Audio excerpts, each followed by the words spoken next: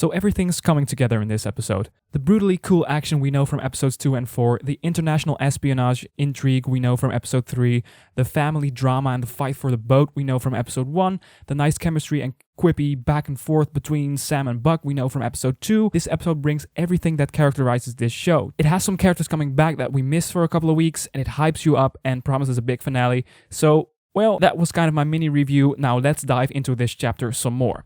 Hi fellow Disney Plus watchers, this is Thoughts After Disney Plus Watch, where we review everything new Disney Plus coming out, and I'm glad you're watching. I have to start with a big warning. Because we're already so far into the story and a lot of things happened this week, there will be spoilers in the rest of the video, so if you haven't seen everything Falcon and the Winter Soldier up until episode 5, here's the warning. Spoilers, spoilers, spoilers, here we go. I enjoyed the hell out of myself yesterday. I had to wait a bit to put this review out because I watched Big Shot and the Mighty Ducks first, but you know, I've had a good night's sleep to process it, and yeah, it's once again this show at its best. First thing I want to talk about is this. So this character seems like a big deal. Julia Louis-Dreyfus's character is a character from the comics, and I'm not one to read Marvel comics, but the way Marvel tends to introduce characters, in this case focusing very long on her high heels, really emphasizing her name, it's something we all recognize as a reveal. This is not really criticism, by the way, just funny to see that as an outsider of Marvel Comics, you still recognize when a comic book character is being introduced in light of the special care that introduction gets. One character that can't get enough special care and love is still John Walker. His inner conflict is so mesmerizing. Him sitting there with that shield is also one of the more iconic images of the show right now, if you ask me. I think I do recognize this pose from some comic book cover, by the way, but I'm not sure. If you have a lead on that, let me know, because I seem to recognize it. I'm not sure. It looks very iconic though, but the real thematic meat of this character comes to fruition in the courtroom, because here we see him ultimately blaming them, the government, for who he has become. I mean, he's partially right?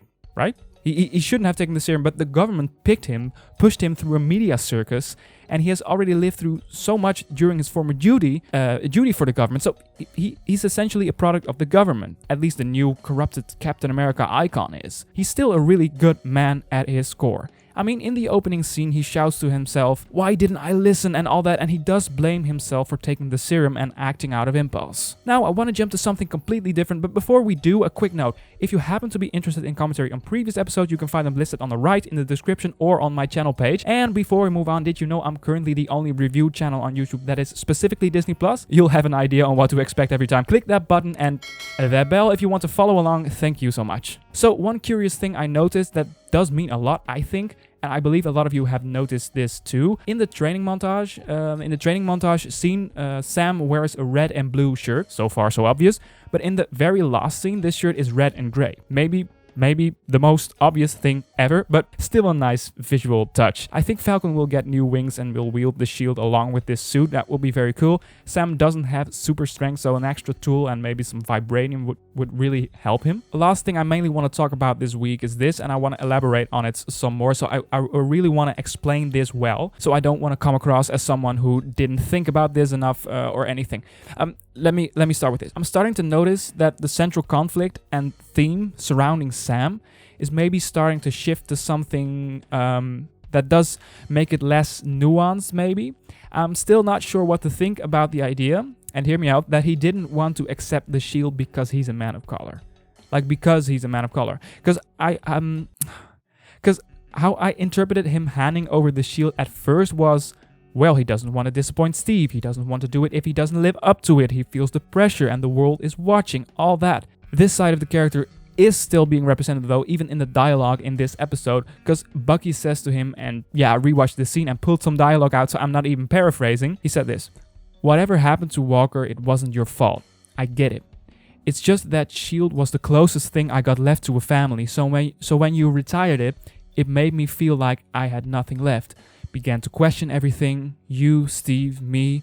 This is what Bucky said to Sam, but I feel like this was also what Sam was dealing with in a way, but he made the other choice. You could rewrite the dialogue to, "It's just that shield was the closest thing I got left to Steve, so if I wouldn't retire it, that makes me feel there's nothing left of Steve. Began to question everything, Steve, me." Not the best dialogue ever, but you get the idea. Now, this is the side that I was intrigued by. Now, it feels like this theme of dealing with rejection by people because of skin color is a powerful theme and it does have a place in this story, don't get me wrong, because I'm mesmerized by Isaiah's story. So it works there, and it does teach Sam something about unfairness, inequality, all that, which points back to the overall theme of a fairer world that Carly and her Flag Smashers are fighting for. So this theme they're going for does have a clear place in the story. But here is where it began to feel messy and unearned. I haven't got to it so far, but here it is. I'm going back to the scene of Buck where I pulled that other piece of dialogue from. Right before that piece of good character dialogue that I just quoted, he says something to Sam that feels just unearned, phoned in, and unnecessarily changes the reason why these two were conflicted about the shield. Here it comes. When Steve told me what he was planning, I don't think either of us really understand for a black man to be handed the shield. How could we? I owe you an apology. I'm sorry. I'm going to be perfectly honest with you, and do keep in mind that I love Isaiah. I love what he brings to the table, how his struggle with the government experimenting on him connects to the theme of an unfair world, unequal treatment, all that. Nothing against this theme, and there is a place in the story for it. But man, this feels like pandering. This piece of dialogue that I just quoted from Buck felt like something the executive producer put in at the last stage with a pencil.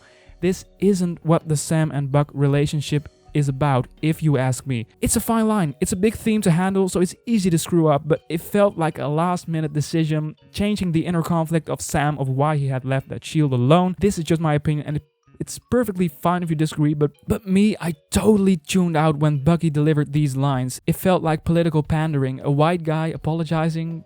I get what that's trying to say.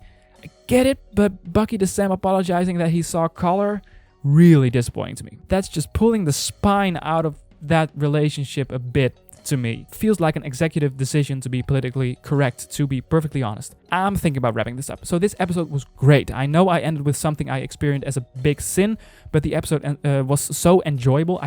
Just didn't ruin much of my enjoyment. I'm back next Saturday with the series finale, and I plan to rank all the episodes too. I'm doing it on Saturday because I'm watching Mighty Ducks and Big Shot on Friday.